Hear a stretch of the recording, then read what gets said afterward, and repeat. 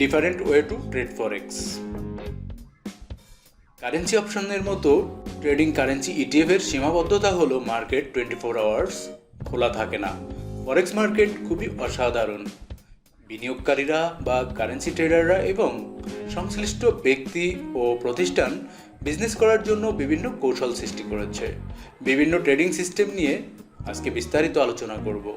যদিও বিষয়গুলো রিটেল ট্রেডারদের প্রয়োজনের বাইরে, তবুও আমাদের উচিত প্রতিটা বিষয়ে কিঞ্চিত হলেও ধারণা রাখা।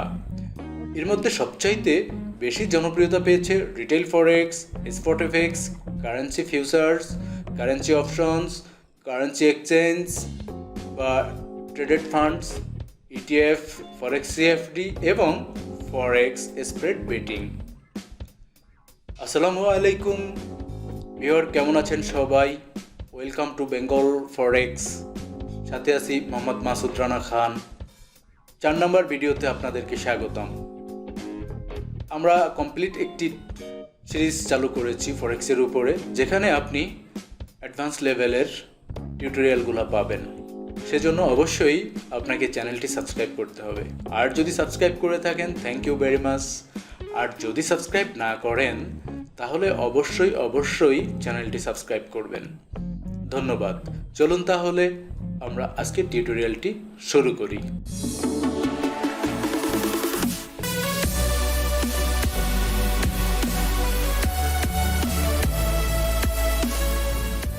আমরা শুধুমাত্র রিটেল ট্রেডার হিসেবে ফরেক্স ট্রেড করতে পারি, অন্যান্য বিষয়গুলি আমাদের মতো ট্রেডারদের জন্য নয়। যেমন কারেন্সি ট্রেডার সে ফিউচার্স, অপশন, ইটিএফ এবং স্পট এফএক্স দ্বারা সম্পর্কযুক্ত। স্পট এফএক্স, রিটেল ফরেক্স, সিএফডি, স্প্রেড বেট। এটা একটা গ্রাফ আপনাদের সামনে উপস্থাপন করা হলো জাস্ট। তো আমরা প্রথমেই কারেন্সি ফিউচার্স নিয়ে আলোচনা করব। কারেন্সি ফিউচার্স হলো ভবিষ্যতে একটি নির্দিষ্ট তারিখে ও একটি নির্দিষ্ট মূল্যে কোনো অ্যাসেট ক্রয় বিক্রয় চুক্তিকে কারেন্সি ফিউচার বলা হয়। কারেন্সি ফিউচার 1972-তে শিকাগো মার্কেন্টাইল এক্সচেঞ্জ তৈরি করেছিল। যেহেতু ফিউচার কন্ট্রাক্টগুলি মানসম্মত সেন্ট্রালাইজড এক্সচেঞ্জ হয়, তাই এই মার্কেট খুবই স্বচ্ছ ও সুশৃঙ্খল। Currency options. কারেন্সি অপশন হলো ফাইন্যান্সিয়াল ইনস্ট্রুমেন্ট যা বায়ারকে অপশনের মেয়াদ শেষ হওয়ার তারিখে একটি নির্দিষ্ট মূল্যে অ্যাসেট ক্রয় বা বিক্রয়ের অপশন দেয়, কিন্তু কোনো বাধ্যবাধকতা থাকে না। যদি কোনো ট্রেডার একটি অপশন সেল করে, তাহলে সে মেয়াদ শেষ হওয়ার তারিখের একটি নির্দিষ্ট মূল্যে অ্যাসেট কিনতে বা বিক্রি করতে বাধ্য হবে। ফিউচারের মতো অপশন ট্রেডিং করার জন্য নির্দিষ্ট ব্রোকার আছে: Chicago mercantile exchange, international security exchange, Philadelphia stock exchange ইত্যাদি। এফএক্স অপশন ট্রেডিংয়ে সমস্যা হলো মার্কেট আওয়ার্স নির্দিষ্ট অপশনের জন্য সীমাবদ্ধ, লিকুইডিটিও তুলনামূলক কম এবং এটি স্পট মার্কেটের মতো ট্রেডার বান্ধব নয়। Currency ETF. এটি হলো একক মুদ্রা বা একাধিক মুদ্রার এক্সপোজার বা প্রকাশিত অফার। এটি এমনও হতে পারে যে বিভিন্ন কোম্পানি মিলে একটি ইটিএফ গঠন করেছে।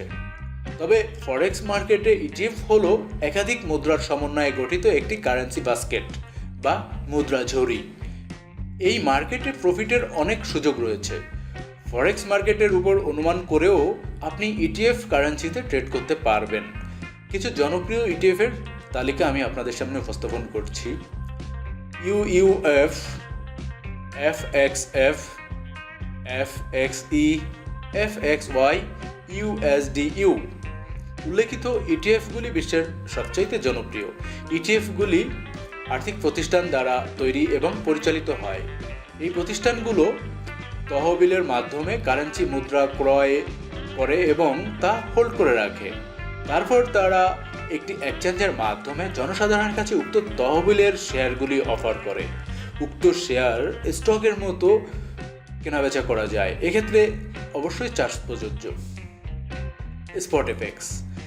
স্পট এফএক্স মার্কেট হলো একটি অফ এক্সচেঞ্জ মার্কেট যা ওভার দ্য কাউন্টার বা ওটিসি মার্কেট নামেও পরিচিত। অফ এক্সচেঞ্জ মার্কেট হলো একটি large, growing and liquid financial market যা 24 আওয়ার্স কাজ করে। বাস্তবিক অর্থে এটি কোনো মার্কেটই নয়, কারণ এর কোনো সেন্ট্রাল ট্রেডিং লোকেশন বা এক্সচেঞ্জ নেই। ওটিসি মার্কেটে একজন গ্রাহক সরাসরি একটি কাউন্টার পার্টির সাথে ট্রেড করে। কারেন্সি ফিউচার, ইটিএফ এবং বেশিরভাগ কারেন্সি অপশনের বিপরীতে, যা সেন্ট্রালাইজড মার্কেটের মাধ্যমে লেনদেন করা হয়। স্পট এফএক্স হলো ওভার দ্য কাউন্টার কন্ট্রাক্ট বা দুই পক্ষের মধ্যে ব্যক্তিগত চুক্তি। বেশিরভাগ ট্রেডিং ইলেকট্রনিক্স ট্রেডিং নেটওয়ার্ক বা টেলিফোনের মাধ্যমে পরিচালিত হয়। এফএক্সের প্রাথমিক মার্কেট হলো ইন্টারডিলার মার্কেট, যেখানে এফএক্স ডিলাররা একে অপরের সাথে ব্যবসা করে। একজন ডিলার হলো একটি আর্থিক মধ্যস্থতাকারী যেটি তার ক্লায়েন্টদের সাথে যে কোনো সময় মুদ্রা বাই বা সেল করতে প্রস্তুত থাকে। এফএক্স ডিলার হিসাবে ব্যাংকগুলির আধিপত্যের কারণে ইন্টারডিলার মার্কেট এখন ইন্টার ব্যাংক মার্কেট হিসেবেও পরিচিত। ইন্টারডিলার মার্কেট কেবলমাত্র সেই প্রতিষ্ঠানগুলির কাছেই অ্যাক্সেসযোগ্য যেগুলি প্রচুর পরিমাণে ট্রেড করে এবং তাদের নেট ভ্যালু খুব বেশি।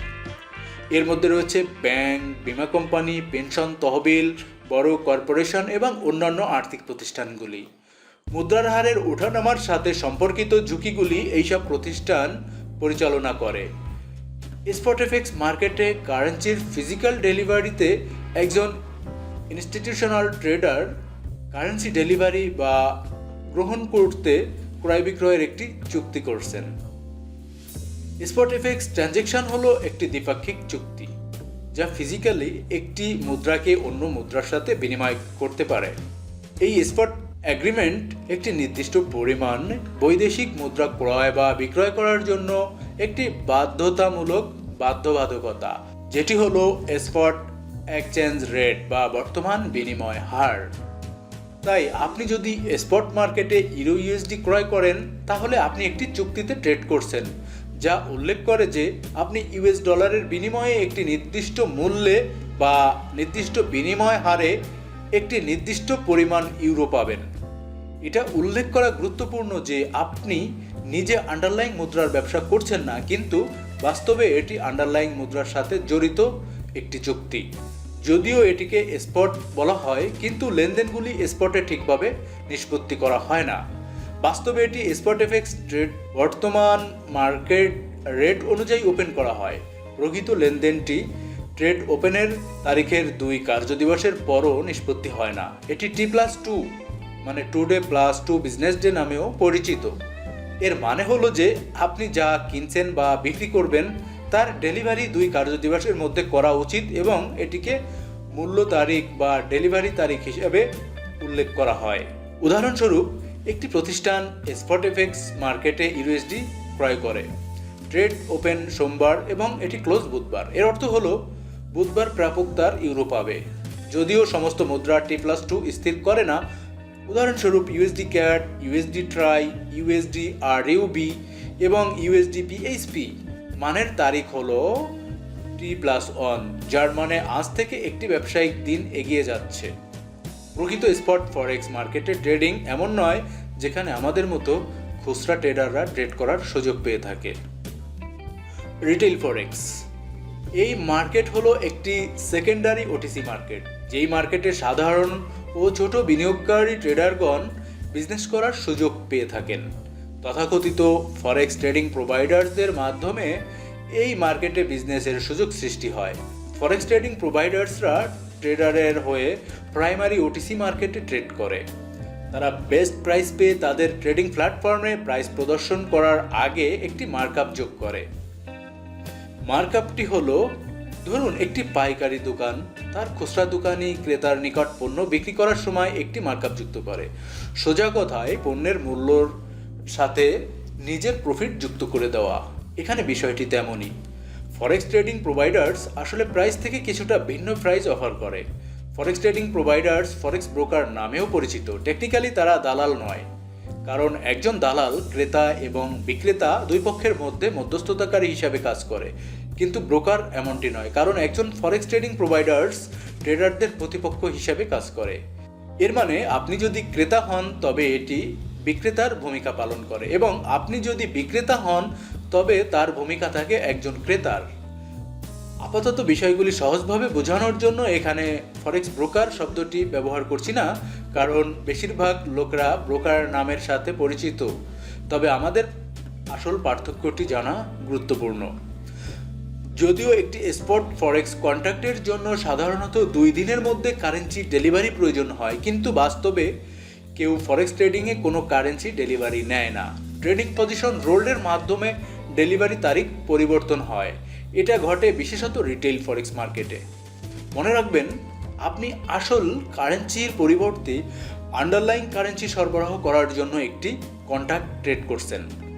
এটি শুধু একটি কন্ট্রাক্ট নয়, এটি একটি লেভারেজড স্পট ফরেক্স কন্ট্রাক্ট। লেভারেজ এর ব্যবহারের মাধ্যমে একজন ট্রেডার খুব অল্প পরিমাণের পুঁজি দিয়ে অনেক বড় মাপের ট্রেডিং পজিশন নিতে পারে। রিটেল ফরেক্স ব্রোকাররা আপনাকে লেভারেজের সাথে ট্রেড করতে সুযোগ দেয়, যার কারণে আপনি প্রাথমিক প্রয়োজনীয় মার্জিনের 50 গুণ মূল্যের ট্রেডিং পজিশন নিতে পারেন।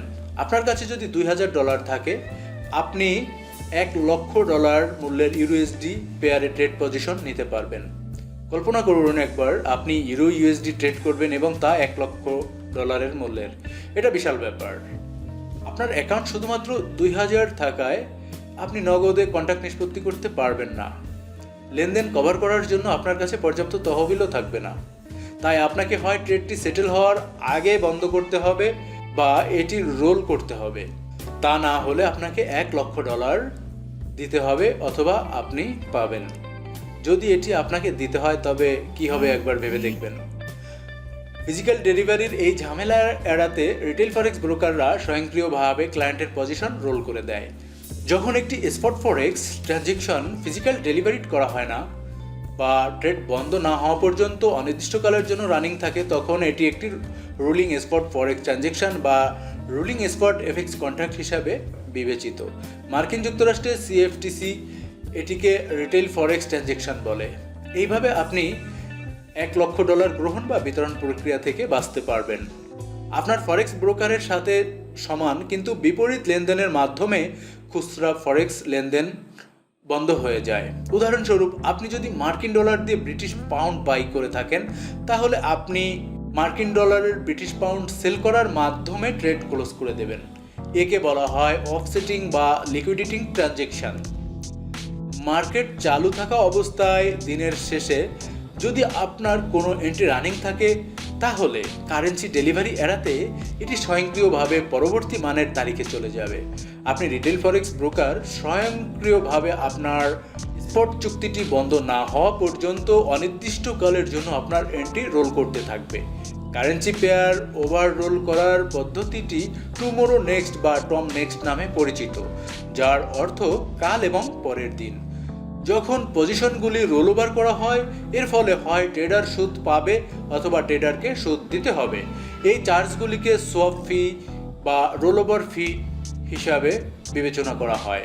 আপনার ফরেক্স ব্রোকার আপনার জন্য ফি গণনা করে, এতে হয় আপনার অ্যাকাউন্টে ব্যালেন্সে টাকা যুক্ত হবে অথবা কেটে নেবে। রিটেল ফরেক্স ট্রেডিং অনুমানমূলক বলে মনে করা হয়। এর অর্থ হলো ব্যবসায়ীরা বিনিময় হারের গতিবিধির উপর অনুমান বা বাজি ধরছে এবং এ থেকে লাভ করার চেষ্টা করছে। ট্রেডাররা যেসব কারেন্সি বাই সেল করে, সেসব কারেন্সি ফিজিক্যাল পজিশন নিতে চায় না। ফরেক্স spread bet.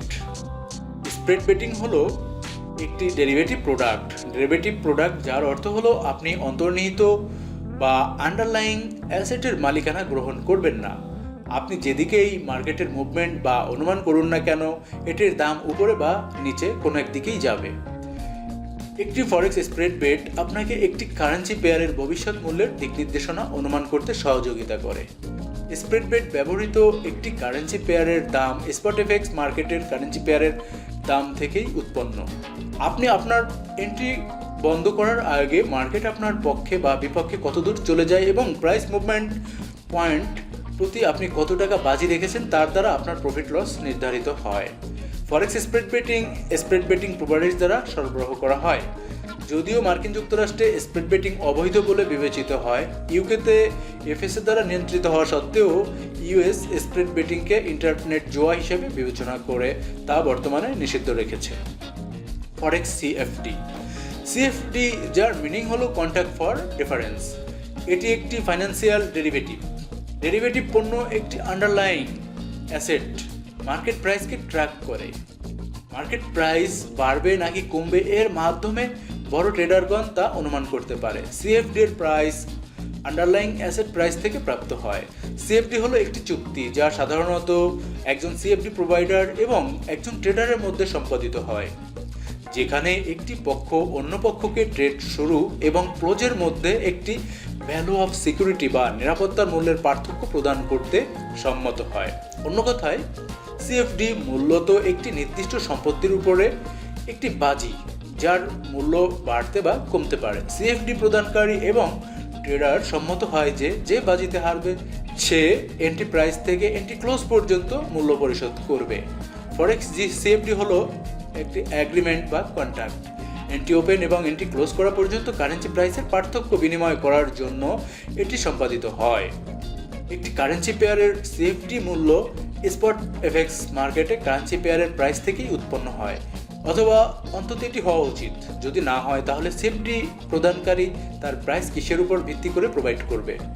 Forex CFD ট্রেডারকে currency pair by এবং সেল ট্রেড করার সুযোগ দেয়। ট্রেডার লং এবং শর্ট উভয় পজিশন নিতে পারে। এন্ট্রি ওপেন করার পরে যদি প্রাইস আপনার পক্ষে যায় তবে আপনার প্রফিট হবে, আর যদি প্রাইস আপনার এন্ট্রির বিপক্ষে যায় তবে আপনি লস করবেন। ইউ অ্যান্ড ইউকে নিয়ন্ত্রকরা সিদ্ধান্ত নিয়েছে যে ruling spot FX contract traditional spot FX contract থেকে আলাদা। কারণ হলো যে রুলিং স্পট এফএক্স চুক্তি সাথে কোনো মুদ্রার actual physical delivery take ownership নেওয়ার কোনো উদ্দেশ্য নেই। এর উদ্দেশ্য হলো আন্ডারলাইং কারেন্সি প্রাইস মুভমেন্টের অ্যানালাইসিস করা। Rolling spot FX contract trade করার উদ্দেশ্য হলো প্রকৃতপক্ষে ওনারশিপ ছাড়াই আন্ডারলাইং কারেন্সি পেয়ারের সাথে সম্পর্কিত প্রাইস ওঠানামার এক্সপোজার লাভ করা। তাই এই পার্থক্যটি পরিষ্কার করার জন্য একটি রুলিং স্পট এফএক্স কন্ট্রাক্ট একটি সিএফডি রুল হিসাবে প্রতিষ্ঠিত হয়। উল্লেখ্য যে মার্কিন যুক্তরাষ্ট্রের সিএফডিগুলি অবৈধ, তাই এটি একটি রিটেল ফরেক্স ট্রানজ্যাকশন হিসেবে পরিচিত। ফরেক্স সিএফডি ট্রেডিং সিএফডি প্রোভাইডার্স দ্বারা প্রোভাইড করা হয়। মার্কিন যুক্তরাষ্ট্রের বাইরে রিটেল ফরেক্স ট্রেডিং সাধারণত সিএফডি বা স্প্রেড বেটসের মাধ্যমে প্রোভাইড করা হয়। ভিউয়ার, এতক্ষণ ধরে আমি বেশ কিছু বিষয় নিয়ে আলোচনা করেছি, যেখানে ফরেক্সের বেশ কিছু গুরুত্বপূর্ণ টপিক ছিল। ভিডিওটি আপনার কাছে কেমন লেগেছে তা জানাতে অবশ্যই কমেন্ট করবেন। ভিডিওটি শেয়ার করে অপরজনকে দেখার সুযোগ করে দিবেন এবং লাইক করবেন। এছাড়া যদি আপনি চ্যানেলে নতুন হয়ে থাকেন সাবস্ক্রাইব করে রাখবেন এ ধরনের সুন্দর সুন্দর টিউটোরিয়ালগুলো উপভোগ করার জন্য।